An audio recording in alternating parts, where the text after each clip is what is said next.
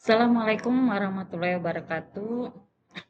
Hari ini saya akan memaparkan analisis dua artikel yang membahas pengaruh gender terhadap motivasi dan capaian belajar siswa sekolah dasar.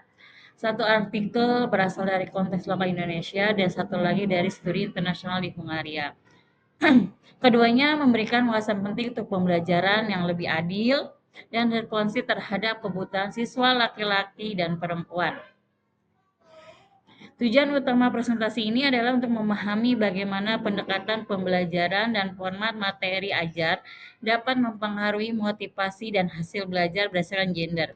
Kita juga akan membahas implikasi praktisnya bagi guru dalam merancang pembelajaran yang lebih inklusif. Pada artikel pertama, ditulis oleh Fauzia Azwardini Ginting dan yang dipublikasikan di jurnal Edu Inovasi, penelitian ini menggunakan model Teams Games Turnamen atau TGT dalam pembelajaran matematika dan mengukur dampaknya terhadap motivasi belajar siswa laki-laki dan perempuan di sekolah dasar. Nah, hasilnya menunjukkan bahwa model TGT ini mampu meningkatkan motivasi belajar matematika secara signifikan, terutama pada siswa perempuan. Ini menunjukkan bahwa pendekatan pembelajaran yang menyenangkan dan kolaboratif dapat mengurangi kesenjangan motivasi antar gender. Dan artikel kedua berasal dari jurnal internasional dan melibatkan lebih dari 6.000 siswa kelas di Hungaria. Penelitian ini mengkaji capaian membaca berdasarkan format teks, continue, non-continue, dan campuran, serta kaitannya dengan motivasi membaca dan perbedaan gender.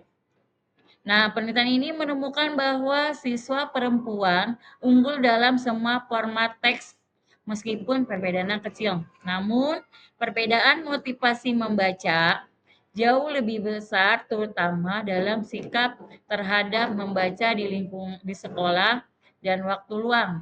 Ini menunjukkan pentingnya membangun sikap motivasi terhadap membaca siswa sejak dini. Nah, hubungan-hubungan motivasi ini akan tercapai yang perbedaan menurut gender dan format teksnya itu berbeda. Jika kita bandingkan, kedua studi atau artikel ini menunjukkan bahwa gender mempengaruhi motivasi dan capaian belajar. Nah, di sini ada aspek fokusnya menurut Ginting, matematika dan TGT ini, dan kalau menurut Hodi itu literasi membaca dan format teks. Aspek yang kedua, gender dominan. Menurut Ginting itu perempuan lebih termotivasi dan menurut Hodi itu perempuan lebih unggul. Dan menurut aspek yang selanjutnya dari aspek konteks, menurut artikel Ginting ini Indonesia dan eksperimen. Ya, dan menurut Hudi, artikel Hudi itu tentang Hungaria dan supranasional. Aspek implikasinya menurut Ginting ini TGT cocok untuk perempuan dan Hudi itu menurut artikel Hudi itu permatek dan sikap penting. Nah, TGT ini aktif dalam matematika, sementara formatek dan sikap membaca berperan besar dalam literasi. Ini menegaskan bahwa strategi pembelajaran harus disesuaikan dengan konteks dan karakteristik siswa. Nah, bagi guru pentingnya untuk memilih model untuk memilih model pembelajaran yang mampu menjangkau semua siswa. Nah, TGT ini bisa menjadi pilihan untuk meningkatkan motivasi terutama pada siswa perempuan. Dalam literasi juga kita perlu memperhatikan format teks dan membangun sikap positif terhadap membaca.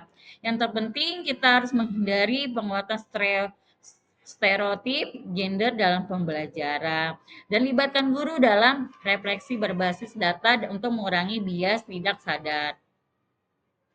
Nah, kesimpulannya pada dua artikel ini itu pendekatan pembelajaran yang adil dan berbasis terbukti dapat membantu mengurangi kesenjangan gender dalam pendidikan dasar. Nah, dalam penelitian lokal dan global saling melengkapi dan memberikan panduan bagi guru untuk menciptakan kelas yang lebih inklusif dan responsif. Nah, pada gender ini mempengaruhi motivasi dan capaian belajar, namun namun konteks dan pendekatannya sangat menentukan. Nah, berikut adalah dua referensi utama yang menjadi dasar analisis ini. Keduanya dapat diakses secara daring atau online dan sangat relevan untuk pengembangan profesional guru dan perumusan kebijakan sekolah yang lebih adil terhadap gender dari Ginting dan Budi dan artikel yang bisa diakses. Terima kasih. Paparan kali ini untuk tugas 2 studi komparatif. Wassalamualaikum warahmatullahi wabarakatuh.